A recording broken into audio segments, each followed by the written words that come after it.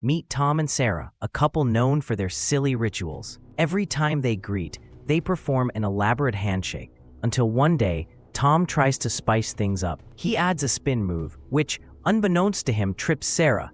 Instead of being angry, she erupts in laughter, instantly flipping the situation. But here's the twist. She decides to make it a challenge. The next day, she incorporates a dramatic bow before the handshake.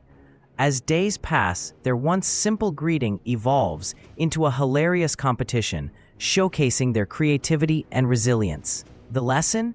Sometimes, the unexpected hiccups in routines can bring couples closer and spark joy.